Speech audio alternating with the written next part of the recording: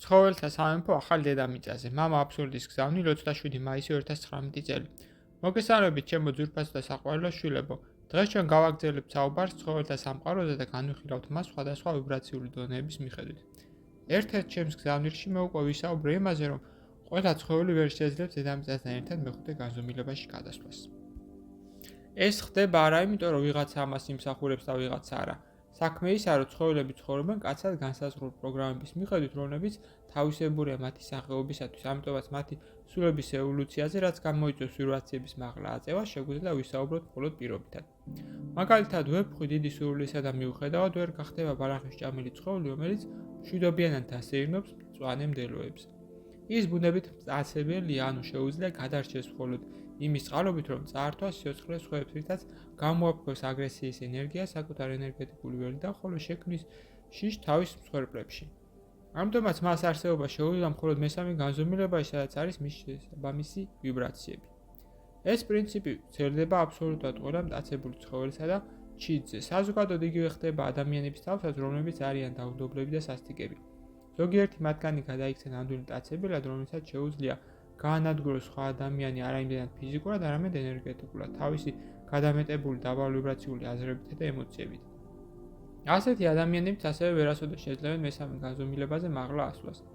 ამგვარად მიმდინარეობს ბუნებრივი გადარჩევა თქვენს პლანეტაზე მცხოვრები ყველა ცოცხალი არსების ვიბრაციების მიხედვით. მაღალი ვიბრაციის ენერგიებს შეუძლიათ იარსებოთ მხოლოდ იმ ადამიანებსა და ცხოველებს, რომლებსაც არ შეუძლიათ ზიანი მიაყენონ სხვა არსებებს და ვინც გრძნობს თავს მჭიდრო კავშირს დედამიწაზე ყველა ცოცხალ არსებასთან. მე მსურს გესაუბროთ ამაღლების შემდგომ ცხოველთა კიდევ ერთ თავისებურებაზე. რადგანაც მეხუთე განზომილების დედამიწაზე სრულიად შეიცვლება ადამიანის კვების სტილი, რომელიც შემდგარი იქნება ნაწილობრივ პრანისგან და ნაწილობრივ მცენარეული საკვებით, უკვე გაქრება აუცილებლობა, რომ ხელოვნურად გამრავლდეს შინაური ცხოველები, ძროხები, თხები, ცხვრები, ღორები, კურდღლები, ქათმები და ასე შემდეგ. ეს საუკუნეების განმავლობაში მომხდარი ცხოველთა მასობრივი მკვლელობა ბოლოს და ბოლოს წარსულში დარჩება დედამიწა განიწმინდა მისთვის დამკუპელი ენერგიების ემანაციისგან, რომელსაც ქმნის სიკვდილის შიში.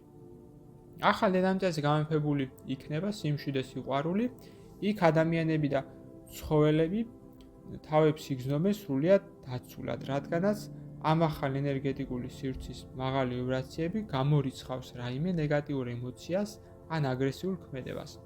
ყველაფერი თავის ადგილს დაუბრუნდება.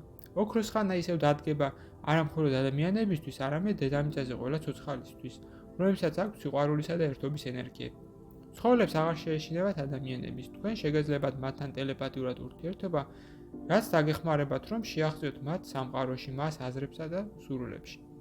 ასეთი კონტაქტი ძალიან გაამდირებს თქვენს ცხოვრებას და გაგხსნით ახალ თვალსაჩინოს იმ არსებების მიმართ, რომლებიც ამდენი ხანი საუკუნეების განმავლობაში ცხოვრობდნენ თქვენს გვერდით, თუმცა რომლებიც დიდწილად თქვენთვის ამოცანად დარჩნენ. მამა აბსურდი, რომელსაც განმზომლად უყვარხართ საუბრობდა თქვენთან. გზავნილი მიიღო მართა, თარგმნა წაიკითხა გუჩა. ვიდეოს ბოლოს მსურს შემოგთავაზოთ კურსი, რომელიც დაგეხმარებათ გაიაროთ ეზოთერიკის საფუძვლები და უკვე დღესვე დაიწყოთ თქვენი ცხოვრების უკეთესობისკენ შეცვლა. ასევე გთავაზობთ პირად კონსულტაციას, სადაც განვიხილავთ თქვენს პრობლემას, გეტყვით თქვენ სულიერ მისიას, თქვენ დადებით და უარყოფით მხარეებს და დაგეხმარებით თქვენი გასაჭირის მოგვარებაში. დამატებითი ინფორმაციისათვის დამინერგეთ ტელეფონის ნომერზე ან მომწერეთ სოციალურ გვერდებზე. ლინკები მოცემულია აღწერაში. გისურვებთ წარმატებას.